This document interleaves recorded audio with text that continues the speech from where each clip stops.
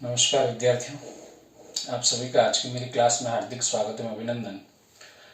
आज विद्यार्थियों हम जीन पियाजे का ही जो संज्ञानात्मक मनोविकास का जो सिद्धांत है, जिसके बारे में इससे पूर्व का जो पार्ट 1 था उसमें काफ़ी विस्तृत से चर्चा की थी अपन ने, उसी के बारे में आज पुनश्च चर्चा करेंगे और आगे की जो उसकी जो अवस्थाएं हैं विकास की, उसके बारे में भी अध्ययन करेंगे। तो एक ब्रीफली अपन रिव्यू कर लेते हैं। सबसे पहला हमने देखा था, इसमें पहली जो अवस्था उसने बताई थी संवेदी पेशीय अवस्था बताई थी। पहली अवस्था कौन सी बताई थी? संवेदी पेशीय अवस्था। संवेदी पेशीय अवस्था। संवेदी पेशीय अवस्था इंद्रिय जनित गामक अवस्था या इंद्रिय गामक अवस्था, ये 3 से 4 नाम उसके हैं, ये हमें ध्यान रखना है। उसकी जगह अपन सीधा इंग्लिश में याद रखें sensory motor stage. Sensory motor stage. अब इसको अपन समझते हैं विद्यार्थियों। पहला प्रश्न, जीन पियाजे के अनुसार बौद्धिक विकास की प्रथम अवस्था। जीन पियाजे के अनुसार बौद्धिक विकास की प्रथम अवस्था, एक प्रश्न पहला ये बन जाएगा।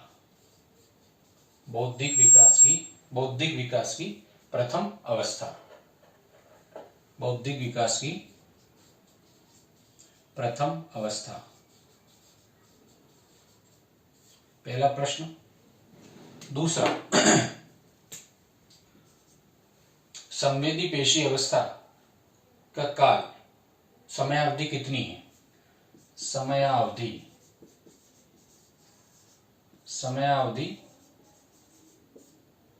जन्म से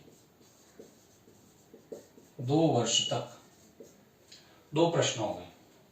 बौद्धिक विकास की प्रथम अवस्था, समयावधि जन्म से 2 वर्ष। तीसरा प्रश्न, अर्थात इसमें बालक ज्ञान की प्राप्ति कैसे करता है, उसका संज्ञान कैसे डेवलप होता है, या उसका मानसिक विकास किस तरीके से होता है, किन माध्यमों से उसका मानसिक विकास होता है, किन माध्यमों से वो ज्ञान का अनुभव करता है। तो इसमें मुख्य रूप से 2 बातें आएंगी। पहला जो रहेगा,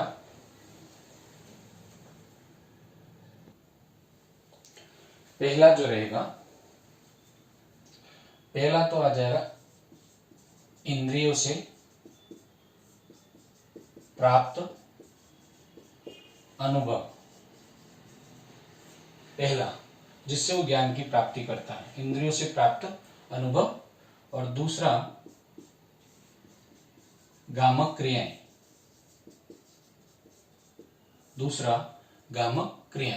अर्थात इंद्रियों से प्राप्त जो अनुभव होंगे, इंद्रियों से प्राप्त अनुभव का मतलब है इंद्रियों से जो संवेदनाएं प्राप्त होती हैं, उन संवेदनाओं से उसको जो अनुभव होते हैं, साथ ही साथ उसकी जो गामक क्रियाएं चलती हैं।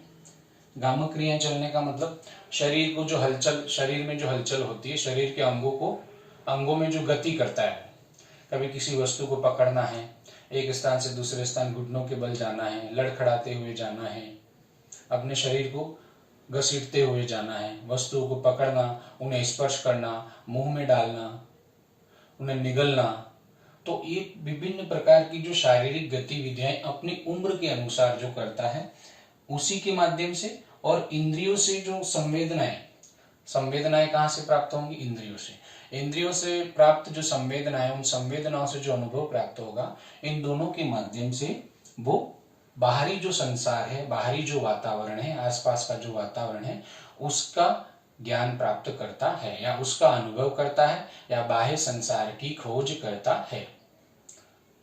असहाय व्यक्ति से एक सहाय व्यक्ति की तरफ वो आगे बढ़ता है। शुरुआत में जन्म लेते ही किसी को नहीं पहचानता है, किंतु इन्हीं 2 वर्षों के भीतर वो अपनी माँ को पहचानने लगता है, पिता को पहचानने लगता है, भाई बहन को जानने लगता है, और भी बहुत सारी वस्तुओं से भी उसका परिचय हो जाता है। किंतु भाषा का विकास नहीं हो पाता है, तो मुंह से नहीं बोल सकता है। तो मुंह से नहीं बोल सकता, उसे अपने इंद्रियों से जो प्राप्त जो अनुभव है उसके माध्यम से और अपनी गामक क्रियाओं के माध्यम से वो अपने मानसिक विकास को दर्शाता है, मानसिक विकास को प्रस्तुत करता है।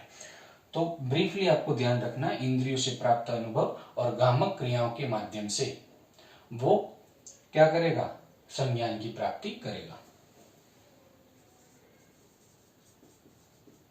इंद्रियों की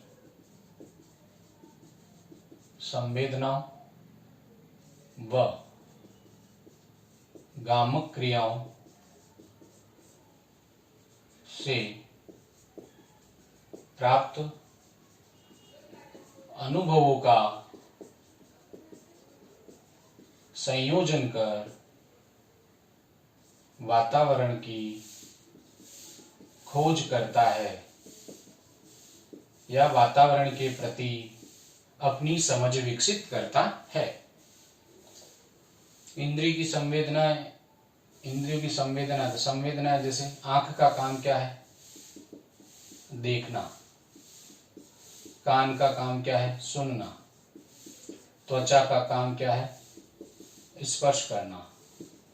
इसी तरीके से दो और चीजें, जैसे जीभ का काम क्या है, स्वाद बताना। तो आंखों से देखना, कानों से सुनना, त्वचा से स्पर्श करना। त्वचा से स्पर्श करना मतलब कभी कभी उसने किसी गर्म वस्तु को हाथ में लेना, गर्म वस्तु या ठंडी वस्तु को हाथ में लिया या ऐसी नुकीली वस्तु को हाथ में लिया, तो उसको इन चीजों का अनुभव होगा। वो किसके माध्यम से होगा, गर्म वस्तु को हाथ में लेते हाथ हटा लेगा, फिर रोने की क्रिया करेगा, अर्थात उसको अनुभव हुआ गर्म का।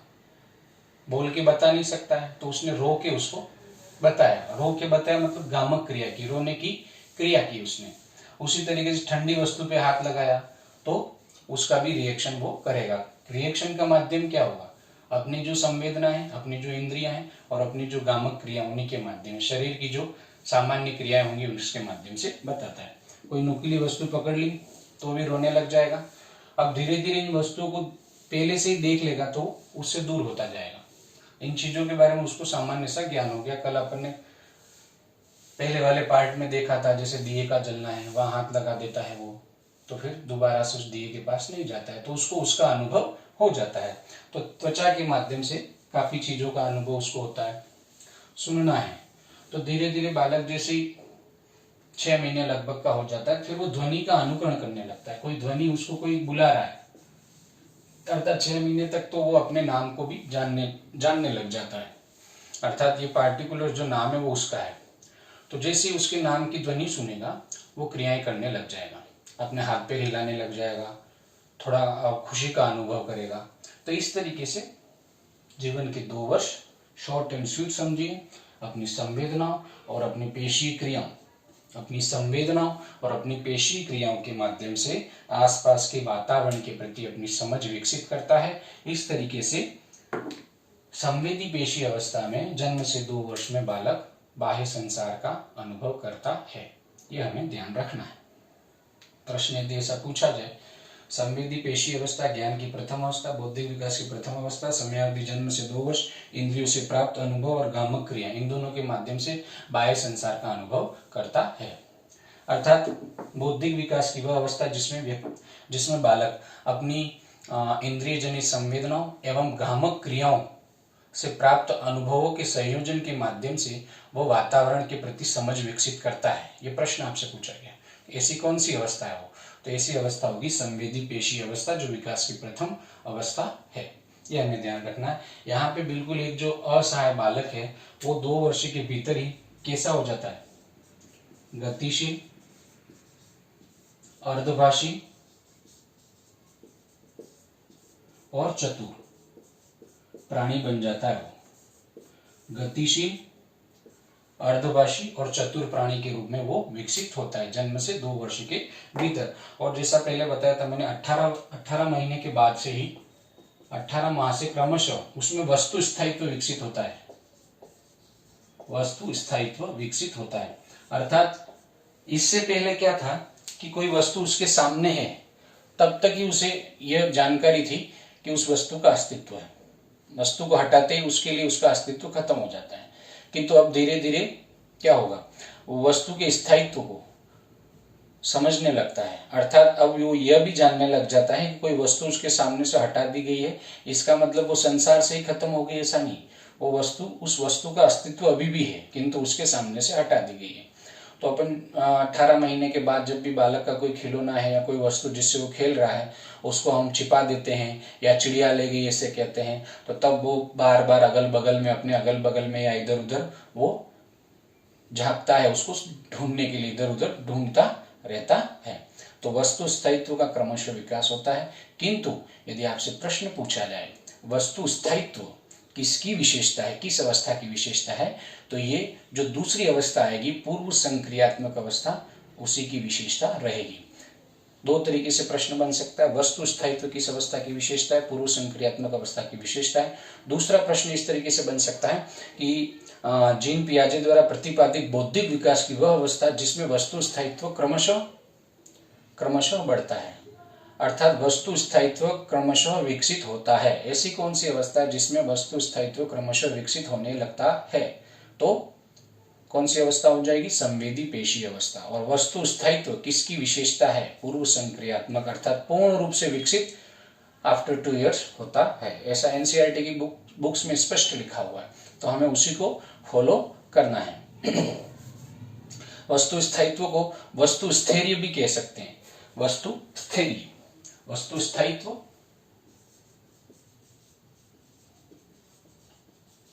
वस्तु स्थैर्य, और इंग्लिश में इसको कहेंगे ऑब्जेक्ट परमानेंस।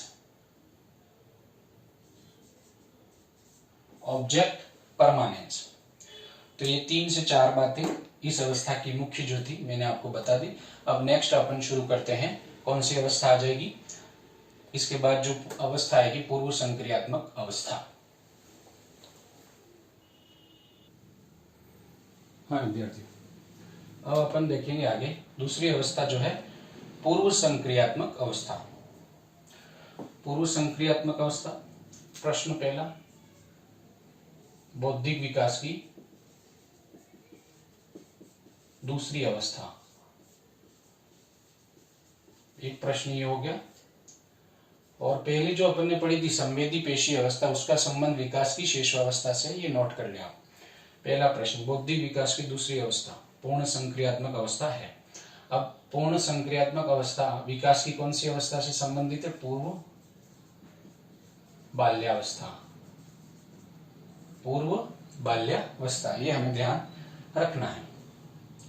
तीसरा प्रश्न, पूर्व संक्रियात्मक अवस्था का समयावधि। पूर्व संक्रियात्मक अवस्था की समयावधि, समयावधि कितनी हो जाएगी, समयावधि हो जाएगी 2 वर्ष से 7 वर्ष तक। 2 वर्ष से 7 वर्ष तक। चौथा प्रश्न, पूर्व संक्रियात्मक अवस्था को अध्ययन की दृष्टि से जीन पियाजे ने कितने भागों में बांटा है, तो पूर्व संक्रियात्मक अवस्था को अध्ययन की दृष्टि से जीन पियाजे ने 2 भागों में बांटा है, यह हमें ध्यान रखना है। पहली अवस्था जो हो जाएगी 2 भाग में, पहली अवस्था है पूर्व संप्रत्यात्मक अवस्था। पूर्व संप्रत्यात्मक अवस्था, पहली अवस्था कौन सी हो जाएगी, पूर्व संप्रत्यात्मक अवस्था। दूसरी अवस्था हो जाएगी अंतर्दर्शी अवस्था। अंतर्दर्शी अवस्था या फिर अंतः प्रज्ञान या फिर अंतर्बोध विचार। अंतर्बोध विचार, अंतर्बोध विचार, अंतर्बोध विचार। पूर्व संप्रत्यात्मक अवस्था 2 से 4 वर्ष, और अंतर्दर्शी अवस्था या अंतःप्रज्ञान या अंतर्बोध विचार जो है वो 4 से 7 वर्ष। ये यहाँ तक 5 से 6 प्रश्न जो बनते हैं वो आप देख लीजिए। बौद्धिक विकास की दूसरी अवस्था कौन सी हो जाएगी, पूर्व संक्रियात्मक अवस्था। जीन पियाजे की जो बौद्धिक विकास की दूसरी अवस्था, उसका संबंध किससे है, तो विकास की पूर्व बाल्यावस्था से। इसकी समयावधि 2 वर्ष से 7 वर्ष तक। पूर्व संक्रियात्मक अवस्था को कितने भागों में डिवाइड किया गया है, it is divided into 2 stages. First is pre-conceptual stage and second is intuitive thoughts. अर्थात पहली जो पूर्व संप्रत्यात्मक अवस्था है वो 2 से 4 वर्ष है, फ्रॉम 2 to 4 years। और अंतर्दर्शी इंट्यूटिव थॉट्स जो है वो 4 से 7 वर्ष तक है। एक बार इसको देख लें। अब आगे बढ़ते हैं।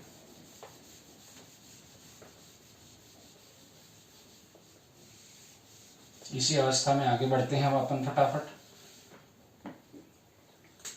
पहली अवस्था कौन सी इसमें बताई थी पूर्व संक्रियात्मक में? पहली अवस्था जो थी पूर्व संप्रत्यात्मक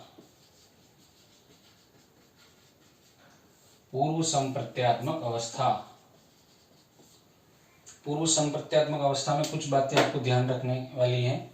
पहला प्रश्न जो इस अवस्था से पूरी अवस्था के बारे में, पहला प्रश्न जो बनेगा पूर्व संक्रियात्मक अवस्था के बारे में बनेगा, वो प्रश्न जो बनेगा प्रतीकात्मक विचारों की अवस्था। प्रतीकात्मक विचारों की अवस्था है। आपसे प्रश्न पूछा जाएगा निम्न में से प्रतीकात्मक विचारों की अवस्था है तो पूर्व संक्रियात्मक अवस्था है। पहला प्रश्न, ये हमें ध्यान रखना है। मैं इधर लिख रहा हूं इसको, प्रतीकात्मक विचारों की अवस्था। प्रतीकात्मक विचारों की अवस्था, एक पॉइंट ये ध्यान रखना है, प्रतीकात्मक विचारों की अवस्था पूर्व संक्रियात्मक अवस्था। या फिर अपन कह सकते हैं निम्न में से कौन सी अवस्था प्रतीकात्मक कार्यों का प्रादुर्भाव है? निम्न में से कौन सी अवस्था प्रतीकात्मक कार्यों का प्रादुर्भाव है? In which stage is called the emergence of क्या हो जाएगा? Symbolic thoughts. Emergence of symbolic thoughts, प्रतीकात्मक विचारों के प्रादुर्भाव की अवस्था। तो प्रतीकात्मक कार्यों या विचार, प्रतीकात्मक कार्यों का प्रादुर्भाव,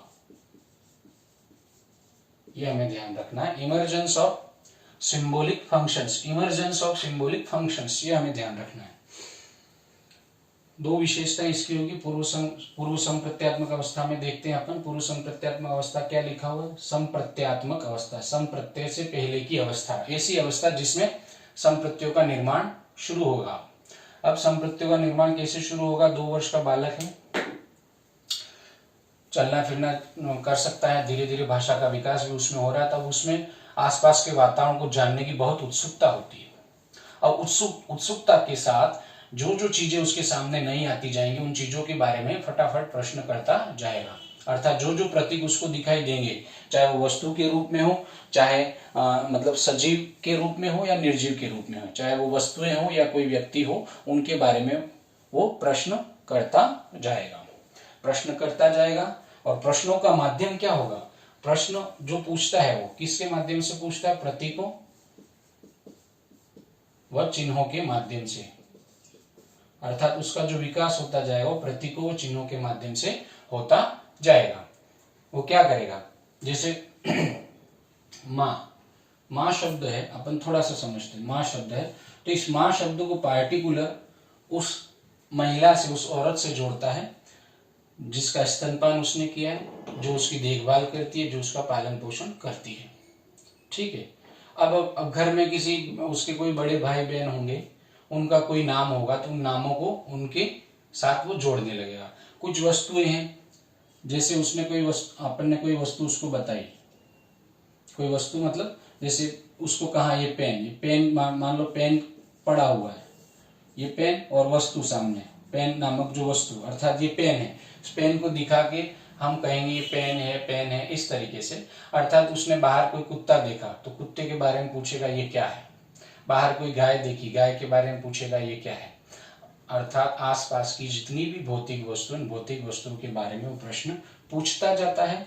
और धीरे धीरे ये जितना उसके अभ्यास में आते जाएंगे ये प्रतीक, ये चिन्ह, उतना ही उसकी मानसिक प्रतिमा उसके मन में बनती जाती है। ये हमें ध्यान रखना है। तो पूर्व संप्रत्यात्मक जो अवस्था है, चूंकि ये अवस्था 2 से 4 वर्ष तक होती है, और इस अवस्था में क्या होता है, जहां 2 वर्ष का बालक 200 शब्दों की जानकारी रखता है लगभग। वहीं इस 4 वर्ष का वहीं ये जो बालक है वो 6 वर्ष या 7 वर्ष का होते होते लगभग 16,000 शब्दों की उसको जानकारी हो जाती है। तो शब्दों का निर्माण अर्थात भाषा का विकास सर्वाधिक इसी अवस्था में होगा, पूर्व संक्रियात्मक अवस्था में। भाषाई विकास इसलिए होगा क्योंकि इस अवस्था में प्रत्ययों का निर्माण होना शुरू हो जाता है। प्रत्ययों का निर्माण अपनी जिज्ञासा को शांत करने के लिए विभिन्न वस्तुओं, पदार्थों और लोगों के बारे में प्रश्न पूछता रहता है, और फिर उससे रिलेटेड हम जो भी बात बताते हैं, गाय के साथ गाय, कुत्ते के साथ कुत्ता, इस तरीके से वो कॉन्सेप्ट बनाता जाता है, उनकी मानसिक प्रतिमाओं का निर्माण करता जाता है। प्रतीक और चिन्हों का महत्वपूर्ण योगदान होता है इसमें।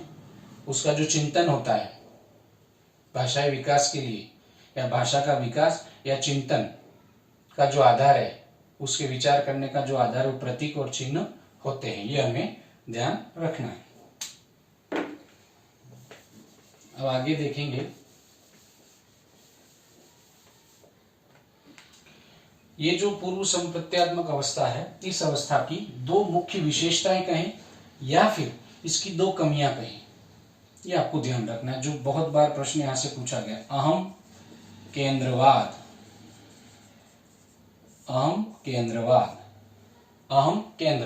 पहला ईगोसेंट्रिज्म, ये इसकी मुख्य विशेषता। ईगोसेंट्रिज्म का मतलब यह है कि केवल अपने दृष्टिकोण को महत्व देना, किसी अन्य के दृष्टिकोण के महत्व को स्वीकार नहीं करना, अर्थात दुनिया को या बाह्य जगत को या आसपास के वातावरण को केवल अपने दृष्टिकोण से देखना, केवल अपने स्वार्थ की सिद्धि के रूप में देखना। जैसे माँ बाप है उसके, तो वो क्या सोचता है, ये केवल मेरे लिए है। उसके घर की जितनी वस्तुएं, उसका जो घर है, वो क्या सोचता है, केवल मेरे लिए है। आसपास के जैसे सूरज, चांद, सितारे, पेड़ पौधे, वो सब समझता है ये सब मेरे लिए है, ये सब मेरे लिए हैं। तो अर्थात उसका जो चिंतन होता है, उस चिंतन में अहम केंद्रवाद का भाव होता है। अहम केंद्रवाद सामान्य सी भाषा में हमें समझना है कि केवल अपने नजरिए से देखना, दुनिया को या दुनिया की वस्तुओं को अपने नजरिए से देखना और उनके बारे में अपने नजरिए से विचार करना, ये कहलाता है अहम केंद्रवाद। ये आप ध्यान कर लें। सेकंड, जो इसकी इस अवस्था की विशेषता कहें या इस अवस्था की जो कमी कहें, वो होगी जीववाद। अर्थात ये जो अहम केंद्रवाद से जीववाद पनपता, अहम केंद्रवाद से जीववाद की उत्पत्ति होती है। जीववाद अर्थात अब उसका जो चिंतन है, उस चिंतन में वो निर्जीव प्राणियों को भी सजीव मानने लगता है, निर्जीव प्राणियों को भी सजीव मानते हुए उनके साथ व्यवहार करता है। जैसे कोई बालक सड़क पर दौड़ रहा है, 4 वर्ष का बालक है, तो उसे 4 के बीच का जो बालक है, तो वो सड़क पर दौड़ रहा है, या 5 वर्ष का भी मान लो। ऐसा तो है नहीं कि जीववाद है 4 वर्ष, 4 से चौथे 5वें वर्ष में बैठते ही जीववाद खत्म, ऐसा नहीं होगा। कोई विशेषता या कोई अवगुण या कोई गुण वो धीरे धीरे ही विकसित होगा और धीरे धीरे ही खत्म होता है। ठीक है, तो जीववाद जो है उसमें क्या होगा, उसका जो चिंतन है वो निर्जीव वस्तुओं को भी सजीव मानता है। जैसे सड़क पर दौड़ रहा है, सड़क पर दौड़ते समय यदि वो गिर जाता है, तो वो बालक यह कहता है अपनी माँ को, कि रोते हुए यह कहता है कि सड़क ने मुझे चोट पहुंचाई। घर में ही कहीं दौड़ रहा है और उसको दरवाजा लग जाता है, तो वो कहता है दरवाजे ने मुझे चोट पहुंचाई। वो जो पंखा जो इलेक्ट्रिक के माध्यम से चलते हैं, जो मूवेबल है, जिनमें गति है, उन सबको क्या मानता है, सजीव मानता है। उन सबको सजीव मानते हुए चिंतन करता है। तो इस अवस्था में जो चिंतन होता है बालक का, वो पूर्णतः अहम केंद्रवाद और जीववाद पर आधारित होता है। पूर्व संप्रत्यात्मक अवस्था, है आपको ध्यान रखना, बहुत ही महत्वपूर्ण प्रश्न यहाँ से बनते हैं। पूर्व संप्रत्यात्मक में प्रतीकों, चिन्हों, संकेतकों के माध्यम से बालक संप्रत्ययों का निर्माण करने की प्रक्रिया शुरू करता है, और इसी के दौरान ये पूर्व संक्रियात्मक अवस्था है, 2 से 7 वर्ष की अवस्था, उसी में भाषाई विकास भी होता है, प्रतीकात्मक कार्यों का प्रादुर्भाव भी होता है, इसीलिए इसे प्रतीकात्मक विचारों की अवस्था भी कहते हैं। अहम केंद्रवाद और जीववाद both are related to pre conceptual stage, ये आपको ध्यान रखना है।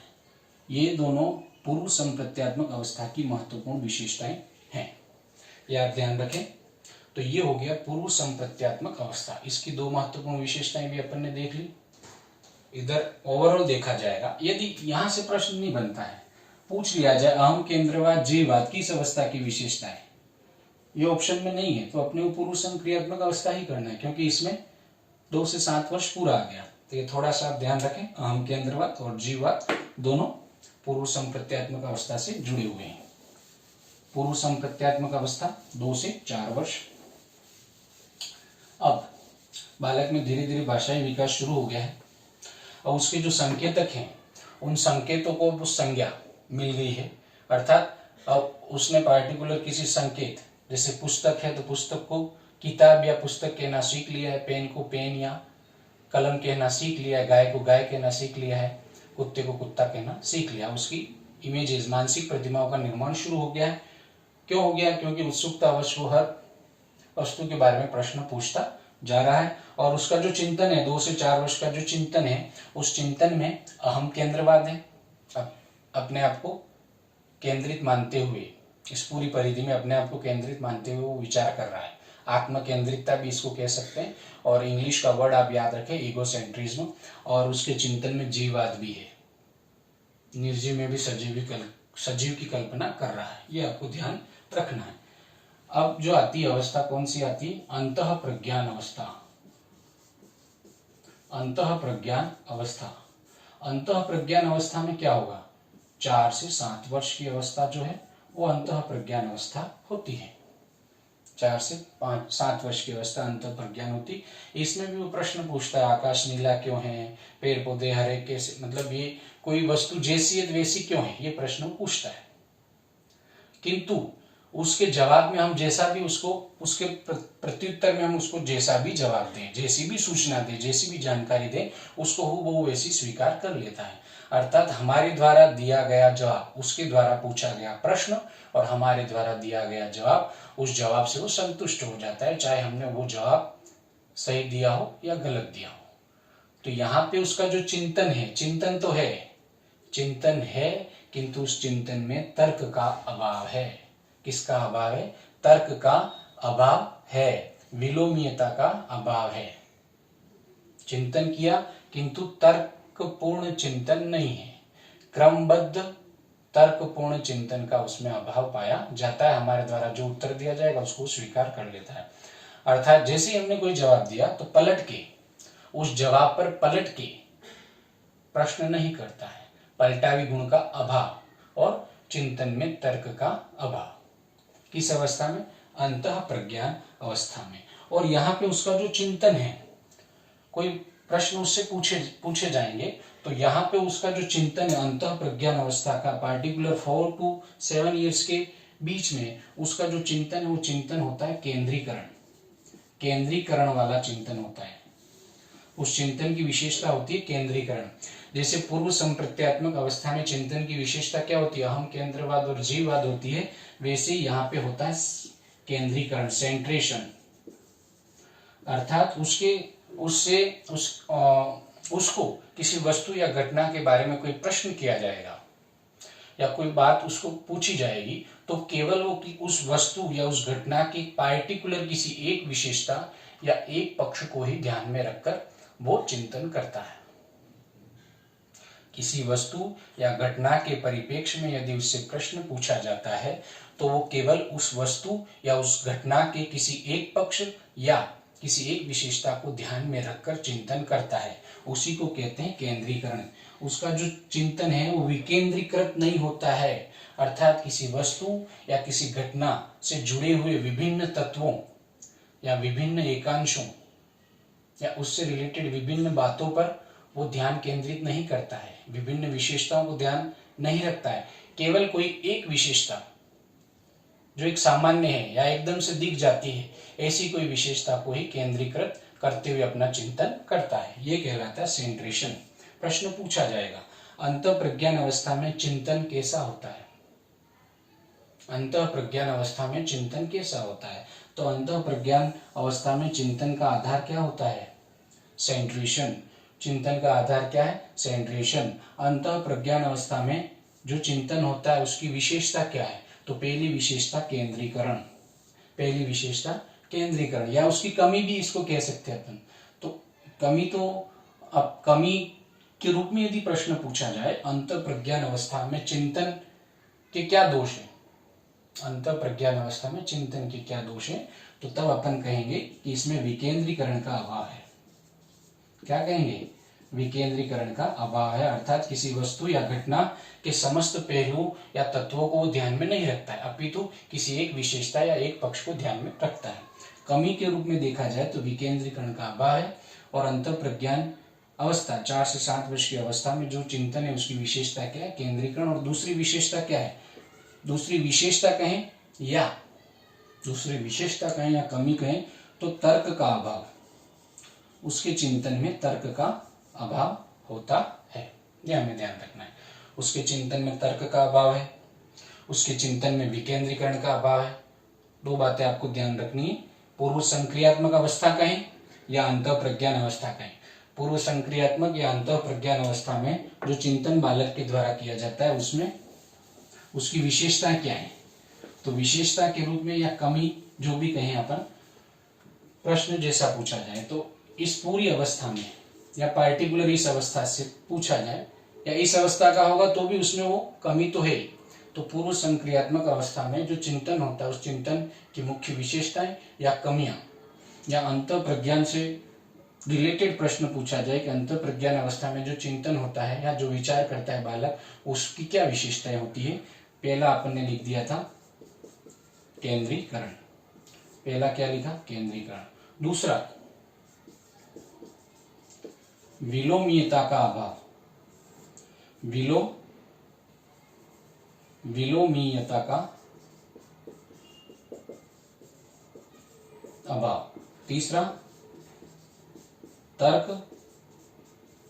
या तार्किक गुणितता का अभाव।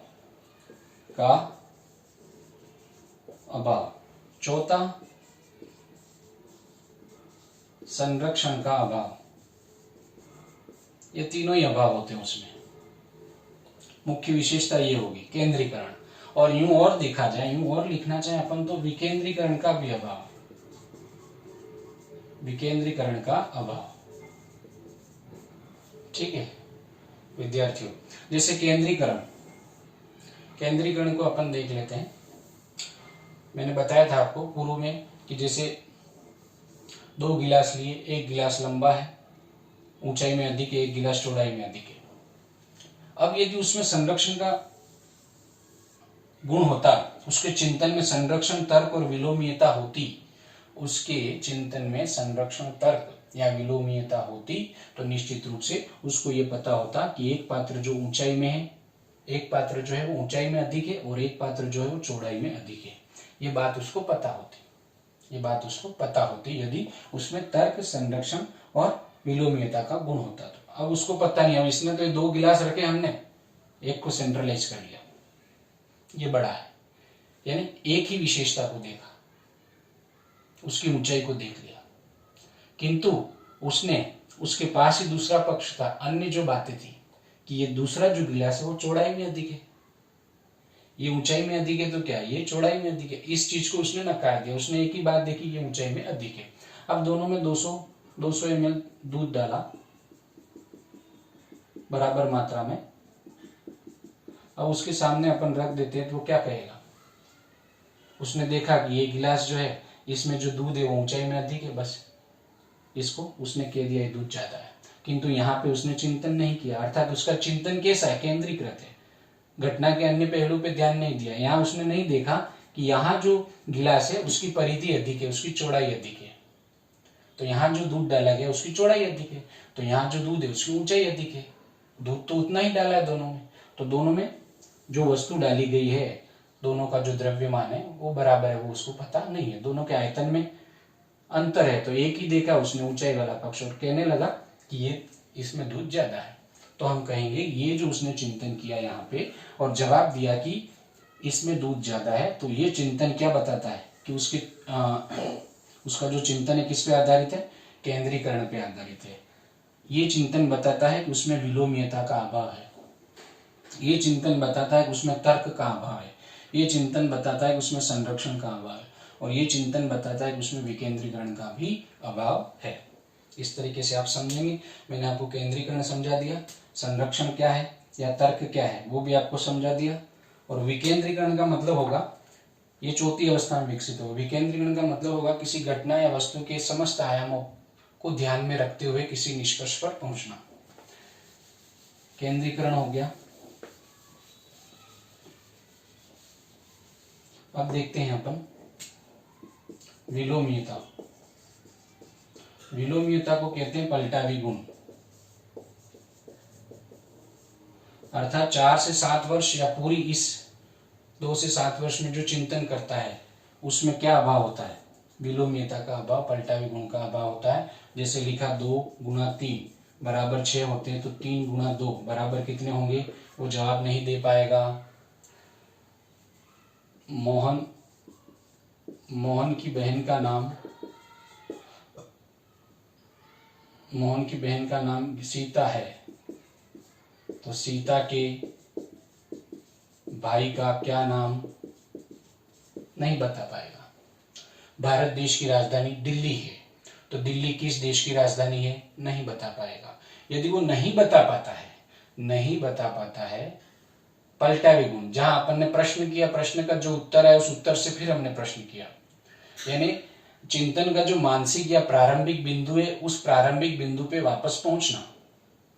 शुरू कहां से किया था, 2 गुना 3 बराबर 6, तो 3 गुना 2 कर दिया, अर्थात ये प्रारंभिक चिंतन का बिंदु था और इस निष्कर्ष पे पहुंचे, और इसी को आधार मानते हुए अपन ने फिर से प्रश्न किया। या फिर अपन कहें मोहन की बहन सीता, ये प्रारंभिक बिंदु है, तो सीता के भाई का क्या नाम है, तो ये अंतिम बिंदु था, अंतिम से कहां गए, वापस प्रारंभिक। तो मानसिक चिंतन का जो प्रारंभिक बिंदु, उस बिंदु पर पहुंचना क्या कहलाता है, विलोमीयता। पलट के जवाब देना, जो प्रश्न पूछा गया है उसी को यदि हम उत्तर के रूप में उसका जो आंसर आता है, उत्तर आता है, उसको उस उत्तर को वापस प्रश्न के रूप में पूछते हैं तो वापस से वो जवाब आना चाहिए। तो पलटावी गुण या विलोमीयता का अभाव होता है। किसमें अभाव होता है, अंतःप्रज्ञान की अवस्था में। और यदि इन प्रश्नों के जवाब दे देता है तो हम क्या कहेंगे कि इसमें विलोमीयता का गुण है। दूसरा मैंने आपको समझाया तर्क या तार्किक गुणितता। तर्क या तार्किक गुणितता वो आपको मैंने 2 गिलास वाला समझाया था, एक गिलास ऊंचाई में अधिक, एक गिलास चौड़ाई में अधिक है। यदि वो ऊंचाई, एक तरफ ऊंचाई और एक तरफ चौड़ाई, इन दोनों को ध्यान में रखते हुए यदि वो चिंतन करता तो निश्चित रूप से उसमें तर्क होता, अर्थात वो क्या कहता कि नहीं, दोनों गिलासों में बराबर का दूध है, क्योंकि एक में उसकी ऊंचाई अधिक है तो एक में उसकी चौड़ाई अधिक है। यदि ऐसा उसका जवाब होता कि नहीं, दोनों गिलासों में बराबर दूध है, दोनों गिलासों में बराबर जूस है, तो हम कहते हैं कि उसका जो चिंतन है वो उसमें तर्क है, तार्किक गुणितता है। किंतु 4 से 7 वर्ष का बालक लगभग उसमें इन दोनों चीजों का अभाव होता है। और ये जो दोनों चीजें यदि किसी में है, चिंतन में ये दोनों गुण शामिल है, तो इसी से बनता है संरक्षण। इसी से क्या बनता है, संरक्षण, अर्थात किसी वस्तु के द्रव्यमान में या मात्रा को परिवर्तित किए बिना उसके बाहरी रूप, रंग या आकार में परिवर्तन कर देते हैं या उसको टुकड़ों में बांट देते हैं, तो इससे उसका टुकड़ों में बांट देना उस वस्तु को या उसके आकार में परिवर्तन कर देना, ये दोनों उसके द्रव्यमान को अर्थात उसकी मात्रा को प्रभावित नहीं करते। एक ऊंचाई वाले में डाल दिया था, एक क्या किया था, चौड़े वाले में, तो उसका जो आयतन था, बाहरी रूप था, उसको परिवर्तित कर दिया हमने, तो इससे उसकी मात्रा में थोड़ी परिवर्तन हुआ था। तो यही है, तो विलोमीयता और तर्क, ये दोनों चीजें यदि हैं तो उसमें संरक्षण का सिद्धांत आ जाएगा। ये तीनों चीजों का अभाव अंतःप्रज्ञान में होता है। अंतःप्रज्ञान में केवल क्या होता है, केंद्रीकरण। तो ये बहुत सारे प्रश्न यहाँ से जो बनते हैं मैंने आपको बताए। प्रतीकात्मक विचार की अवस्था, प्रतीकात्मक कार्यों का प्रादुर्भाव, भाषाई विकास भी इसी में होगा। उसके बाद संप्रत्यों का विकास भी पूर्व संप्रत्यात्मक में होगा। फिर ये जो अवस्था है वो क्या कहलाती है, अन्वेषणात्मक अवस्था। अर्थात यदि पूर्व संक्रियात्मक और पूर्व संप्रत्यात्मक दोनों ही ऑप्शन में आते हैं तो आपको पूर्व संप्रत्यात्मक अवस्था को क्या करना है, अन्वेषणात्मक अवस्था करना है। प्री कॉन्सेप्चुअल स्टेज जो है वो अन्वेषणात्मक एक्सप्लोरेटरी स्टेज कहलाती है। ये नहीं पूछा जाता है तो इसको आपको मानना है। ये आप ध्यान रखें, भाषा का विकास सर्वाधिक होता है और ये 3 से 4 चीजें मुख्यतः जैसे अहम केंद्रवाद और जीववाद जो है वो पूर्व संप्रत्यात्मक अवस्था की विशेषताएं हो जाएगी। और अंतःप्रज्ञान की विशेषता क्या हो जाएगी कि इसका जो चिंतन होता है वो केंद्रीकरण पर आधारित होता है, अर्थात इस चिंतन में विलोमीता, पलटा विगुण, तर्क या तार्किक गुणितता का अभाव होता है। हमने मुख्य रूप से 2 अवस्थाएं यहाँ पर देखी और इन दोनों की विस्तृत रूप से हमने चर्चा की है।